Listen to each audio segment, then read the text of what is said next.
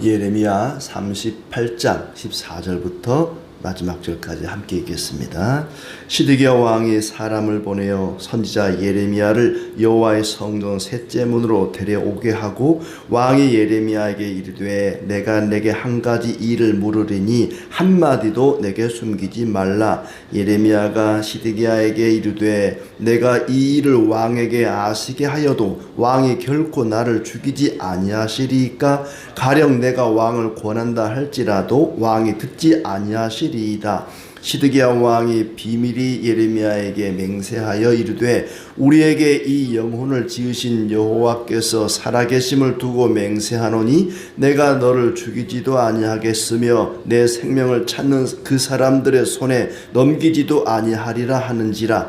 예레미야가 시드기야에게 이르되 만군의 하나님이신 이스라엘의 하나님 여호와께서 이와 같이 말씀하시되 네가 만일 바벨론의 왕의 고관들에게 항복하면 내 생명이 살겠고 이 성이 불사름을 당하지 아니하겠고 너와 내 가족이 살려니와 네가 만일 나가서 바벨론의 왕의 고관들에게 항복하지 아니하면 이 성이 갈대아인의 손에 넘어가리니 그들이 이 성을 불사를 것이며 너는 그들의 손을 벗어나지 못하리라 하셨나이다. 시드기야 왕이 예레미야에게 이르되 나는 갈대아인에게 항복한 유다인을 두려워하노라. 염려하건대 갈대아인이 나를 그들의 손에 넘기면 그들이 나를 조롱할까 하노라 하는지라. 예레미야가 이르되 그 무리가 왕을 그들에게 넘기지 아니하리이다 원하옵나니 내가 왕에게 아뢰는 바 여호와의 목소리에 순종하소서.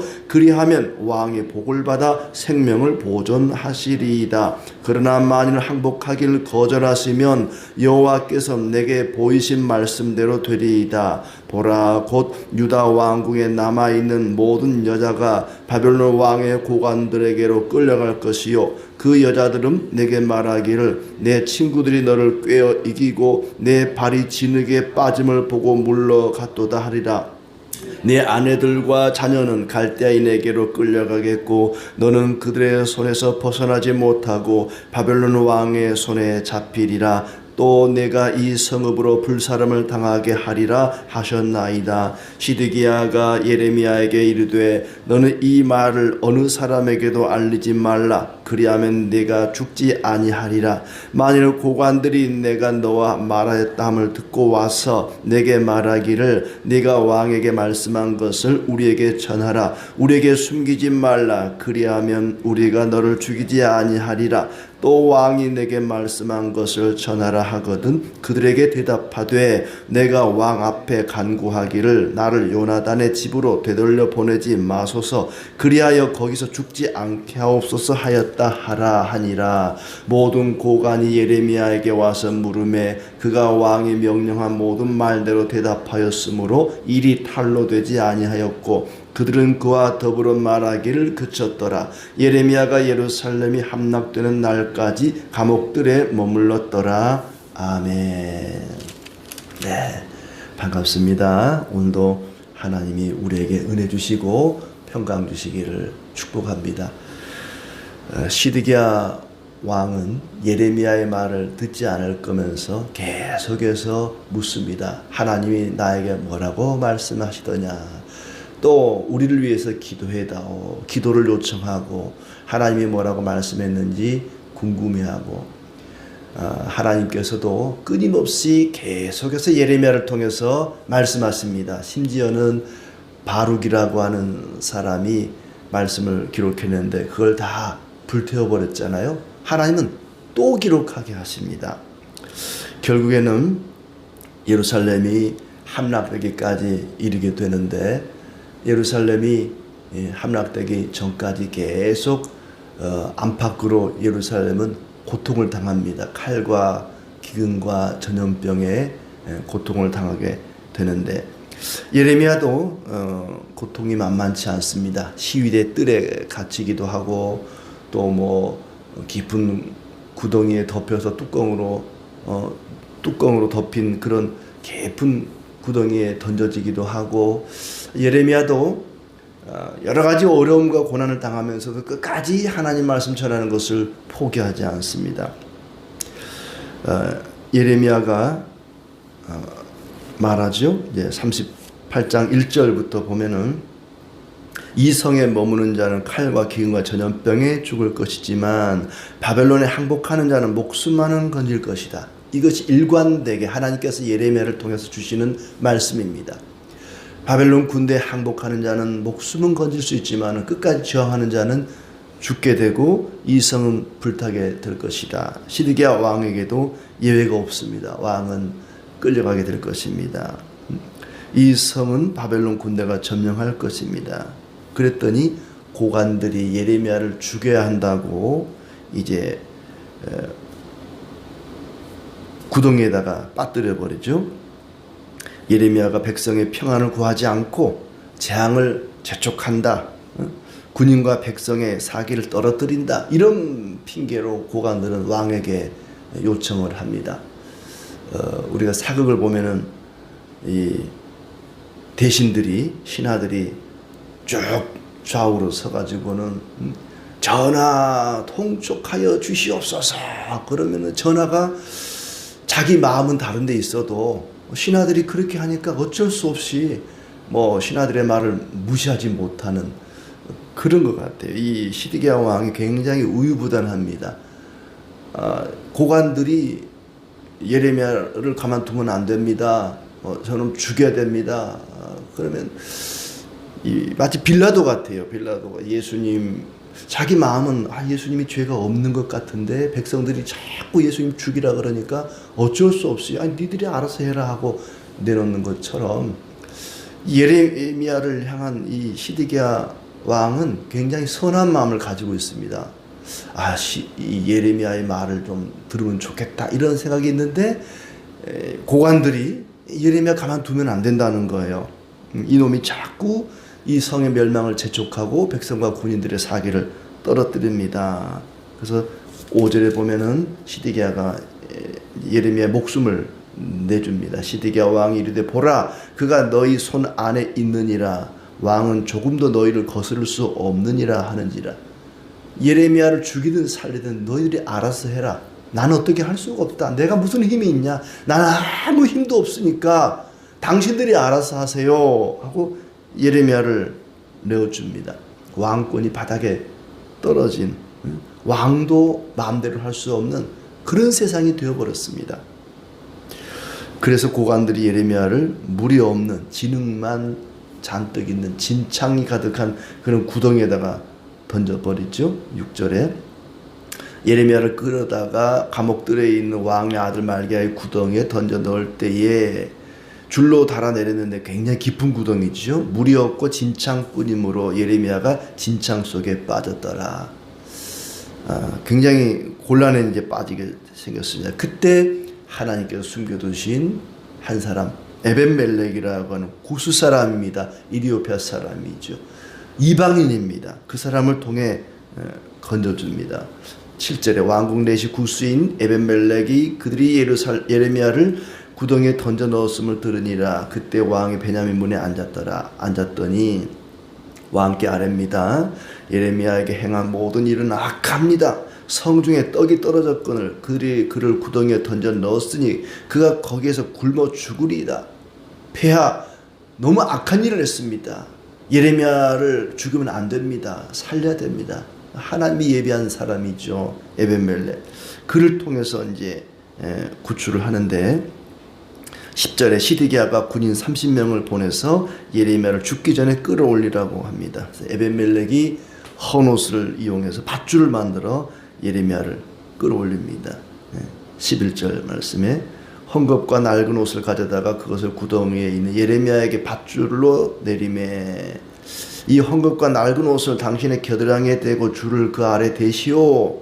예레미야가 그대로 해서 거기서 나왔습니다. 자, 에벤멜렉이 귀한 일을 한 것이죠. 이방인이었지만은 이렇게 귀한 일을 했습니다. 예수님께서도 이방인 백부장의 믿음을 칭찬한 적이 있습니다. 이스라엘 가운데 이만한 믿음을 본 적이 없다고 할 만큼 주여 말씀만 하옵소서 그럼 내 종이 낫겠나이다 했던 그 믿음을 보시고 백부장의 믿음, 이방인의 믿음을 칭찬했던 것처럼 이 에벤멜렉 이방인이지만은 참 훌륭한 믿음을 가진 사람입니다. 그리고 이제 왕이 구덩이에서 나온 예레미야를 데려다가 묻습니다. 14절 말씀에 내가 내게 한 가지 일을 물으리니 한마디도 내게 숨기지 말라. 그랬더니 예레미야 하는 소리가 어차피 내가 얘기해도 듣지도 않을 거면서 왜 자꾸 묻습니까? 15절의 말씀이 그렇죠. 내가 왕을 권한다 할지라도 왕이 듣지 아니하시리이다. 어차피 내가 말해도 듣지 않을 거면서 왜 자꾸 묻냐는 거죠. 계속 묻습니다. 앞에도 계속 물었어요. 혹시 하나님이 무슨 말한 거 없습니까? 라고 묻고 또 묻습니다. 하나님이 무슨 말한 게 없습니까? 아무것도 숨기지 마라. 내가 진실을 말하면 나를 죽일 거 아닙니까? 왜 자꾸 말해도 듣지 않을 거면서 묻습니까? 그러자 시드기야가 약속을 하죠. 16절에 죽이지 않을 테니까, 그리고 죽이려고 하는 자들에게 넘기지도 않을 테니까 좀 말 좀 해주시오. 하나님이 뭐라고 말했는지. 그러자 17절에 시드기야가 말합니다. 똑같아요. 앞에 나온 거 똑같아요. 바벨론에 항복하면 목숨만은 건질 수 있겠지만은 저항하면은 다 죽을 겁니다. 이 성도 불탈 겁니다. 항복하면 이 성이 불타지 않고 당신 집안 모두 살게 될 것입니다. 네가 만일 바벨론의 왕 고관들에게 항복하면 내 생명이 살겠고 이 성이 불사름을 당하지 아니하겠고 너와 내 가족이 살리라. 항복하면 이 성도 살고 당신 가족도 살고 당신도 살 것이고 항복하면 살 것입니다. 그러나 저항하면 죽을 것입니다. 18절 말씀에 항복하지 아니하면 이 성이 갈대아인의 손에 넘어가리니 그들이 이 성을 불살할 것이며 너는 그들의 손을 벗어나지 못하리라. 항복하면 살 것이고 저항하면 죽을 것이다. 이 처음 하는 말 아니잖아요. 이미 앞에 수없이 했습니다. 마치 녹음기를 틀어놓은 것처럼 계속해서 100번이면 100번 똑같은 대답을 하는 거예요. 항복하면 살 것이고 저항하면 죽습니다. 아주 예레미야서가 지겹도록 계속 반복해서 이 얘기를 하고 있습니다. 시드기야는 투항한 사람들에게 자기를 넘겨줄까 봐 두려워합니다. 그러니까 친애굽파, 친바벨론파가 있는데 친바벨론파는 이미 바벨론에 투항을 한 거예요.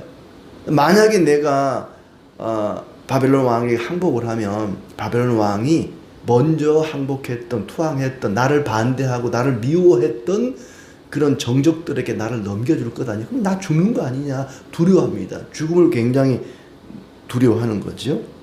그러자 예레미야가 안심을 시킵니다. 20절 말씀에 이르되 그 무리가 왕을 그들에게 넘기지 아니하리이다. 내가 왕에게 아뢰는 바 여호와의 목소리에 순종하소서. 그리하면 왕이 복을 받아 생명을 보존하시리이다. 똑같은 말 합니다. 내 말대로 하면 생명만은, 목숨만은 부지할 수 있습니다. 순종하면 형통하고 목숨도 구할 것이고, 반대로